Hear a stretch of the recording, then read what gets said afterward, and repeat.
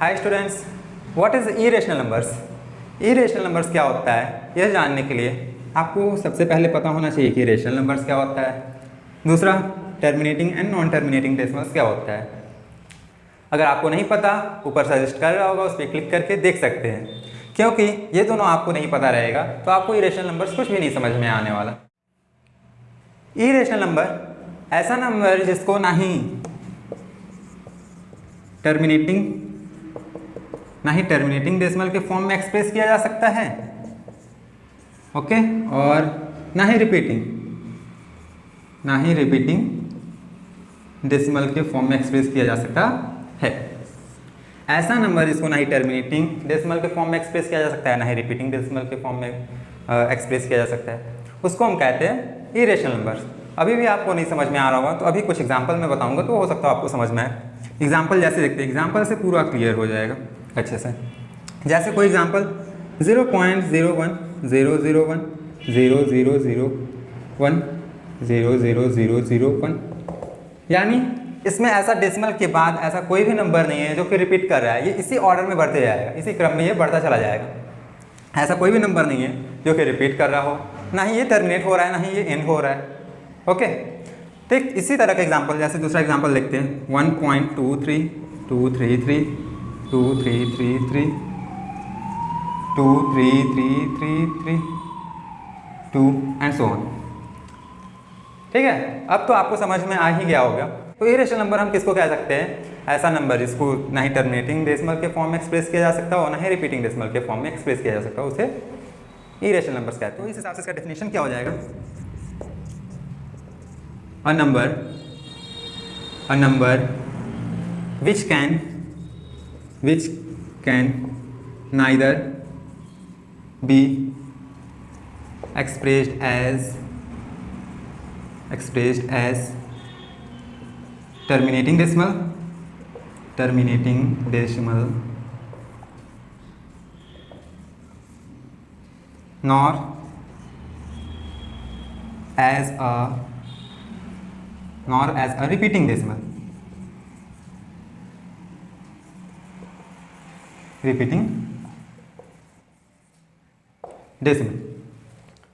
तो इस तरह के नंबर को हम इरेशनल नंबर्स कहते हैं। इसका अगर डेफिनेशन आए तो आप इसका डेफिनेशन यही लिख सकते हैं। फिर भी अगर आपसे पूछा जाता है इरेशनल नंबर की डेफिनेशन तो आप में से ही मैक्सिमम स्टूडेंट्स का आंसर रहता है a number which can not be written in the form of p/q, जो कि बिल्कुल गलत होता है। इसके बाद मैं आपको बताऊंगा इरेशनल नंबर्स कितने टाइप्स के होते हैं, और वह देख करके तो आपको अच्छे से समझ में आ जाएगा कि इरेशनल नंबर कहते किसको हैं, यानी किस किस तरह के हो सकते हैं इरेशनल नंबर्स। इरेशनल नंबर 3 तरह के होते हैं, 3 टाइप्स, 3 कैटेगरी में मैंने बनाया है इसको। पहला, ये सारे एग्जाम्पल यानी इस तरह के ही नंबर रहेंगे तो वो क्या होंगे? इरेशनल हो सकें। 0.01101000100001 ... अगर इस तरह से आपको नंबर मिलेगा या कोई भी नंबर हो 2.323332 कोई भी नंबर 43.724244444 ठीक, इसमें ना ही कोई टर्मिनेट कर रहा है यानी किसी का एंड भी नहीं हो रहा है, ना ही कोई ऐसा डिजिट है जो कि रिपीट कर रहा है। ये तो सीधे सीधे आपको पता है ऐसा नंबर जो टर्मिनेट ना करे ना ही रिपीट करे उसको इरेशनल कहते हैं। दूसरा, ऐसा नंबर जो कि परफेक्ट स्क्वायर ना हो, ऐसा नंबर जो कि परफेक्ट स्क्वायर ना हो और वो अंडर रूट में लिखा हो, जैसे m हो गया, अंडर रूट m यानी where m is not perfect square,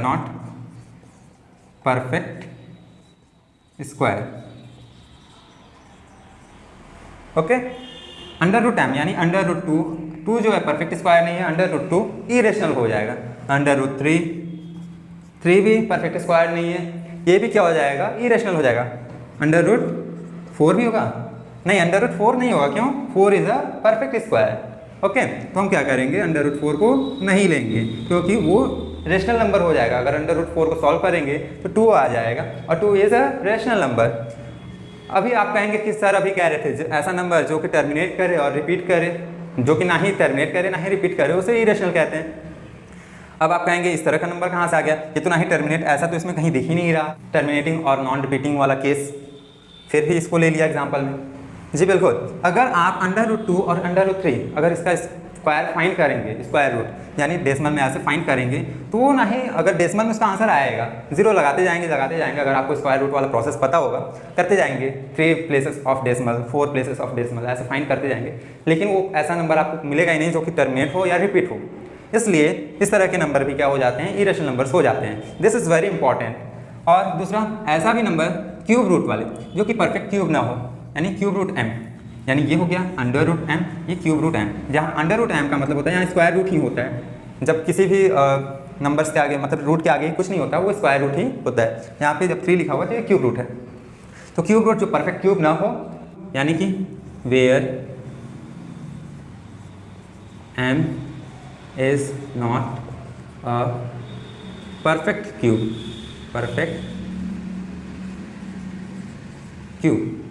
यानी इस तरह के नंबर को हम कह सकते हैं। ये हो गया ऊपर, ये नीचे। एग्जाम्पल इसके, जैसे एग्जाम्पल ले लेते, cube root 2 is not a perfect cube, cube root 3, cube root 4, अगर इसकी वैल्यू फाइंड करेंगे वो ना ही टर्मिनेट होगा ना ही रिपीट होगा, इसलिए हम इसको इरेशनल नंबर्स में लिए। अब तीसरा किस तरह के नंबर को कहेंगे, तीसरा एक फिक्स नंबर है पाई। पाई जो है वो इरेशनल नंबर है। अब आप कहेंगे नहीं, पाई की तो वैल्यू होती है 22/7, इसको P/Q के फॉर्म में लिखा भी आ रहा है, ये रेशनल नंबर की सारी प्रॉपर्टी फॉलो कर रहा है, तो ये बिल्कुल गलत है। ये जो 22/7 है वो रेशनल नंबर तो है लेकिन इरेशनल नहीं है। लेकिन ये पाई क्यों इरेशनल हो गया, ये जो 22/7 है पाई की एग्जैक्ट वैल्यू नहीं है, ये अप्रॉक्सीमेटली वैल्यू है, अप्रॉक्सीमेटली वैल्यू। ठीक है, आज तक पाई की वैल्यू कोई भी पता नहीं कर पाया है कि पाई की एग्जैक्ट वैल्यू होती क्या है। जो आप सोच रहे होंगे, अब सोच आपके माइंड में आया होगा 3.14, ये भी अप्रॉक्सीमेटली वैल्यू है। ये 22/7 को ही सॉल्व करके, या जब भी आप 22/7 को सॉल्व करेंगे, यानी 22 को 7 से डिवाइड करेंगे तो ये 3.14 ऐसे समथिंग आएगा। वो आई थिंक रिपीटिंग हो सकता हो या टर्मिनेटिंग होगा, क्योंकि वो रेशनल नंबर है, या तो टर्मिनेट करेगा या तो रिपीट करेगा। आप इसको 22/7 को सॉल्व करके बताइए कि वो टर्मिनेट हो रहा है कि रिपीट हो रहा है, और इसको सॉल्व करके कमेंट में आंसर ज़रूर दीजिए। तो इन 3 तरह के नंबर्स आप एकदम माइंड में बिठा लीजिए। पहला इस तरह का नंबर जो कि ना ही टर्मिनेट हो रहा है ना ही रिपीट, ये भी नंबर हो गया √2, √3, क्यूब रूट 2, क्यूब रूट 3, इस तरह के नंबर आएंगे, और ना ही वो परफेक्ट स्क्वायर या परफेक्ट क्यूब हो, तो क्या होगा, वो इरेशनल नंबर हो जाएगा। तीसरा पाई, सीधे पाई एक कांस्टेंट वैल्यू है, वो जो कि आज तक कोई वैल्यू फाइंड नहीं कर पाया है, वो या तो रिपीट करती है कि टर्मिनेट करती है, ना ही ये रिपीट होती है इसकी वैल्यू, ना ही टर्मिनेट होती है, इसलिए पाई क्या होगा, इरेशनल नंबर्स पाई को लिया गया है।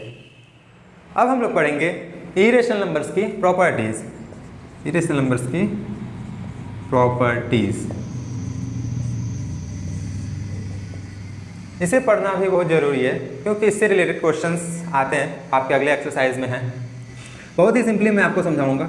फर्स्ट इसकी प्रॉपर्टी देखते हैं। किसी भी रेशनल और इरेशनल को ऐड करते हैं तो वो हमेशा इरेशनल होता है। किसी भी रेशनल और इरेशनल को ऐड करेंगे तो वो हमेशा इरेशनल होगा। यहाँ पे इरेशनल को मैं I से और रेशनल को R से रिप्रेजेंट कर रहा हूँ। इसको एग्जांपल के थ्रू समझते हैं। जैसे फर्स्ट एग्जांपल लेते हैं। कोई भी रेशनल 2, सपोज करो कि एक मैंने रेशनल ले लिया 2, दूसरा इरेशनल √3, इन दोनों को ऐड करेंगे तो ये कभी ऐड नहीं होगा, ये मिल करके यानी 2√3 ये एक इरेशनल नंबर कंप्लीटली बना लेगा, यानी यही एक इरेशनल नंबर हो जाएगा। ठीक है, यानी किसी भी रेशनल और इरेशनल को ऐड करते हैं तो हमेशा इरेशनल मिलता है। दूसरी, किसी भी रेशनल और इरेशनल का अगर डिफरेंस फाइंड करते हैं, यानी रेशनल और इरेशनल का डिफरेंस फाइंड करते हैं। सपोज करिए कि R माइनस आई, चाहे I माइनस आर ही क्यों ना करें तो वो हमेशा क्या आएगा, इरेशनल ही आएगा।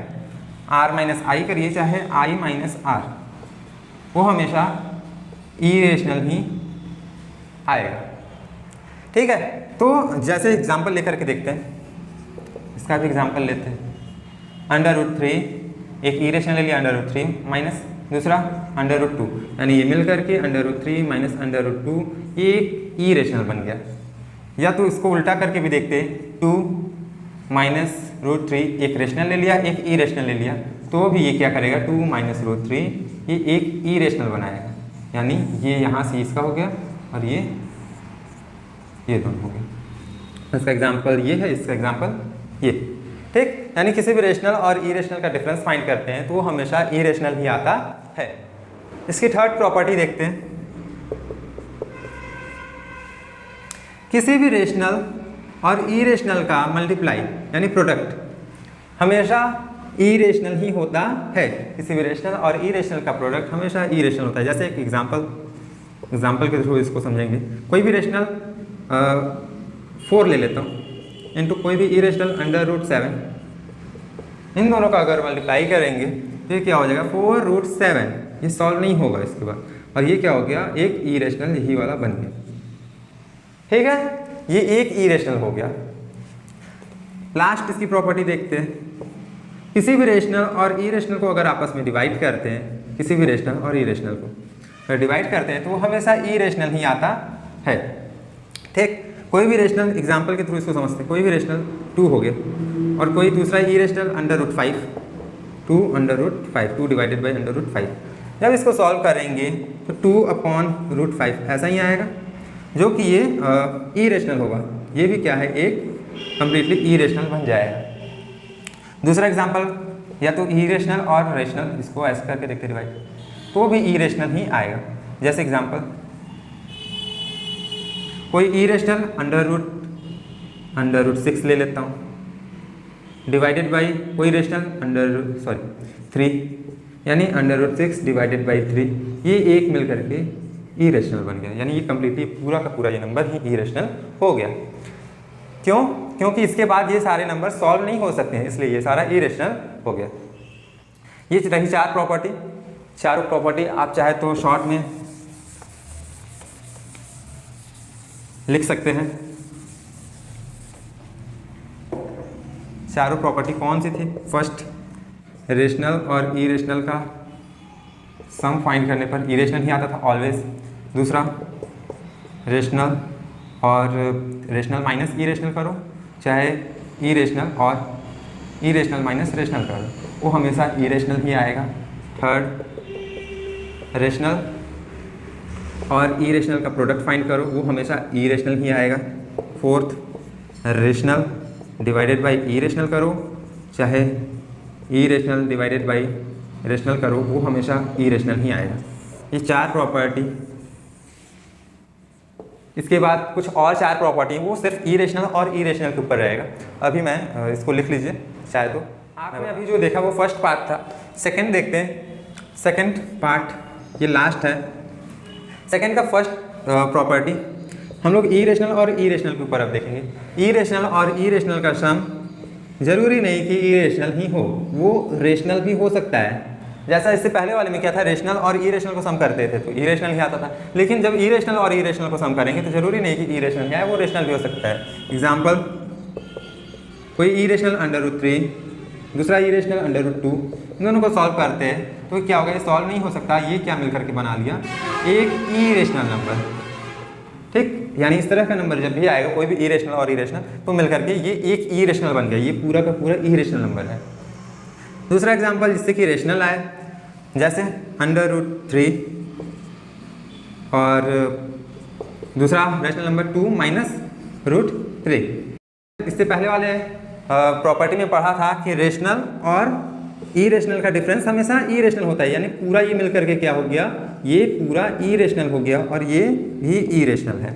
इरेशनल और इरेशनल का आप अगर सम फाइंड करते हैं तो क्या आता है, √3 प्लस 2 माइनस √3, √3 से √3 कैंसिल हो गया, ये क्या आया 2, जो कि क्या है, एक रेशनल है। तो हम कह सकते हैं इरेशनल और इरेशनल को जब भी सम करते हैं तो जरूरी नहीं कि इरेशनल ही आए, वो रेशनल भी आ सकता है। दूसरा प्रॉपर्टी इसका देखते हैं। दूसरी प्रॉपर्टी, कभी भी इरेशनल और इरेशनल का डिफरेंस जरूरी नहीं कि इरेशनल ही आए, वो रेशनल भी हो सकता है। जैसे कोई इरेशनल √3 माइनस √5, यानी ये सॉल्व नहीं होगा, हम इसको √3 माइनस √5 एक इरेशनल ये हो गया। ठीक है, ये पूरा कंप्लीट ये एक इरेशनल हो गया। एक दूसरा एग्जांपल देखते हैं जिससे कि रेशनल आए। √2 माइनस √3 प्लस डिफरेंस करना है -2 माइनस √3। ठीक, हमें पता है कि रेशनल और इरेशनल का सम डिफरेंस हमेशा इरेशनल होता है, तो ये क्या हो गया, इरेशनल है। यानी ये भी रेशनल और इरेशनल का डिफरेंस ये भी इरेशनल है। ठीक, इससे पहले वाली प्रॉपर्टी में हम लोगों ने पढ़ा था। यानी इरेशनल और इरेशनल को अगर डिफरेंस फाइंड करते हो तो देखते क्या आता है, 2 माइनस √3 माइनस 2 प्लस √3 और √3 कैंसिल हो गया, 2 माइनस 2 इक्वल टू हो गया 0 जो कि इरेशनल है। ठीक, तो इससे हमें क्या पता चलता है, इरेशनल और इरेशनल का डिफरेंस फाइंड करने पे जरूरी नहीं कि इरेशनल आए, वो रेशनल भी आ सकता है। दूसरा देखते हैं, दो और प्रॉपर्टी बची हुई उसको भी देख लेते हैं।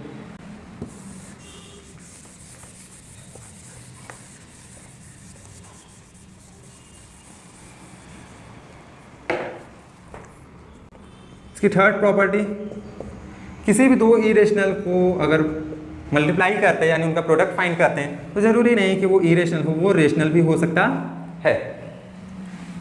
जैसे एग्जांपल, कोई इरेशनल √3, कोई दूसरा इरेशनल 2√3। अगर इन दोनों को सॉल्व करते हैं तो क्या हो जाएगा, √3 और √3 यानी रूट के अंदर का मल्टीप्लाई हो जाता है, या रूट के बाहर कुछ नहीं मीन्स 1 का 2 में करेंगे यानी 2 हो जाएगा, √3 इंटू √3, इसको ऐसे लिख लेंगे √3 इंटू √3। पेयर बना, ये क्या हो जाएगा 2 इंटू 3 इक्वल टू ये 6 आ गया, जो कि एक रेशनल है। ठीक है, दूसरा एग्जांपल जिससे कि इरेशनल आया, यानी इस तरह का अगर आएगा तो आपस में मल्टीप्लाई करके वो रेशनल हो जाएगा, प्रोडक्ट उसका रेशनल। दूसरा √2 इंटू √3, अगर इसको सॉल्व करेंगे तो √2 और √3 मिलकर के √6 हो गया। ठीक, यानी अब ये क्या है, 6 is not a perfect square, तो इसका मतलब ये क्या है, इरेशनल है।